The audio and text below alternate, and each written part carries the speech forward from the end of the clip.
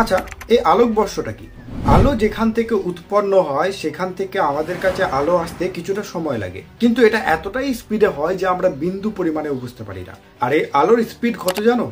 3,00,000 kilometre per second. মানে কতটা speed বুঝতে পারছো? এরপর আমরা যদি স্পেসে চলে যাই, সেখানে কাছে করে একমাত্র সূর্যই আলো উৎপন্ন করে, আর সেই সূর্য থেকে আমাদের পৃথিবীতে আলো আসতে সময় লাগে 8 মিনিট 20 সেকেন্ড। তাই সূর্য থেকে পৃথিবীর দূরত্ব আমরা বলবো 8.2 লাইট মিনিটস। কিন্তু এই সূর্য ছাড়া যে সমস্ত তারাগুলি আলো উৎপন্ন করে সেগুলি আমাদের থেকে অনেক দূরে আছে, যেগুলিকে কিলোমিটারে মাপাটা সম্ভব নয়। তাই কাউন্ট করা হয় ওই তারাগুলি থেকে আলো আমাদের কাছে আসতে কতটা সময় লাগছে। এবার সূর্যের পর সব থেকে কাছের তারা হলো প্রক্সিমা সেন্টাউরি, আর সেখান থেকে আমাদের কাছে আলো আসতে সময় লাগে 4 বছর 2 মাস 4 দিন। তাই আমাদের থেকে প্রক্সিমা সেন্টাউরি দূরত্ব হবে 4.24 আলোকবর্ষ।